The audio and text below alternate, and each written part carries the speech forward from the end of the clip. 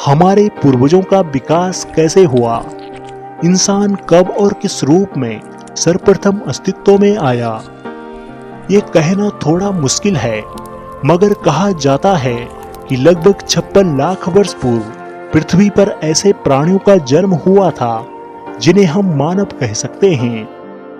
प्रारंभिक यानी हमारे पूर्वजों के कई रूप बदले जो समय के साथ बदलते चले गए।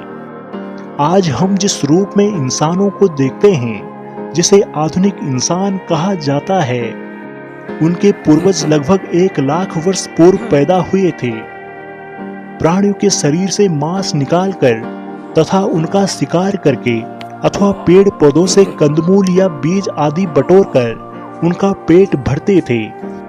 समय के साथ हमारे पूर्वजों में महत्वपूर्ण परिवर्तन हुए, जैसे कि 2 पैरों पर सीधे चलने की क्षमता।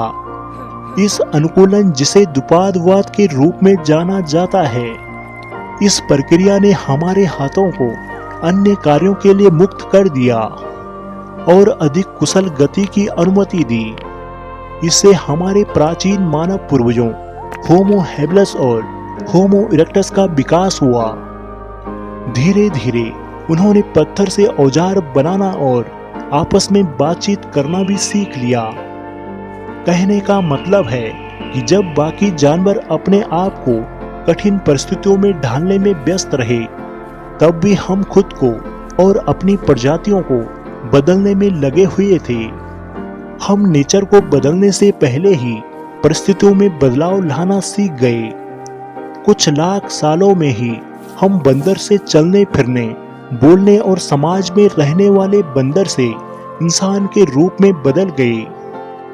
यानी हमारी इच्छा केवल पेट भरना ही नहीं थी, बल्कि इस समाज को विकसित करना भी रहा था।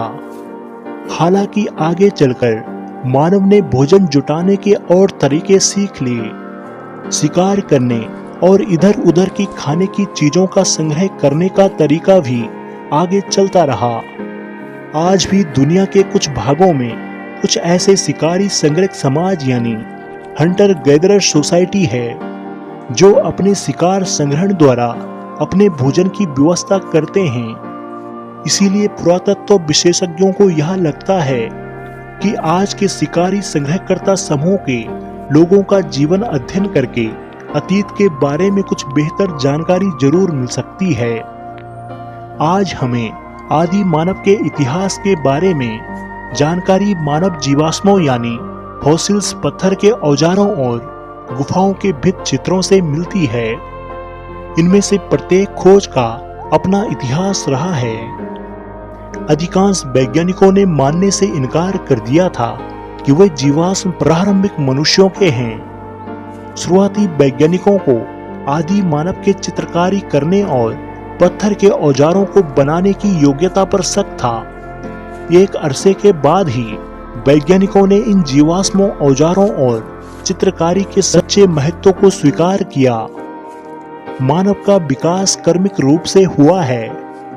इस बात का साक्ष्य हम मानव के उन प्रजातियों यानी स्पीशीज के जीवाश्मों से मिलता है जो अब विलुप्त हो चुकी है। उनकी कुछ विशेषता या शारीरिक लक्षणों के आधार पर मानव को विभिन्न प्रजातियों में बांटा गया है। उन जीवाश्मों की तिथियों का निर्धारण प्रत्यक्ष रासायनिक विश्लेषणों द्वारा उन परतों अथवा तलछटों के काल का परोक्ष रूप से विश्लेषणों द्वारा किया जाता है, जिनमें वे दबे हुए पाए जाते हैं। जब एक बार जीवाश्मों की तिथि यानी कालखंड का पता चल जाता है, तब मानव विकास का क्रम निर्धारण करना कठिन नहीं रहता। लगभग 200 वर्ष पूर्व ऐसी खोज की गई थी। तब अनेक विद्वान यह मानने को तैयार नहीं थे कि खुदाई में मिले जीवाश्म व पत्थर के औजार एक चित्रकारियों जैसे अन्य चीजें वास्तव में मनुष्यों के आदिकालीन रूप से संबंध रखती है। हेलो दोस्तों, अगर आपको यह वीडियो पसंद आई हो तो कृपया हमारे चैनल को सब्सक्राइब जरूर करें व हमारी वीडियो को लाइक व शेयर करें।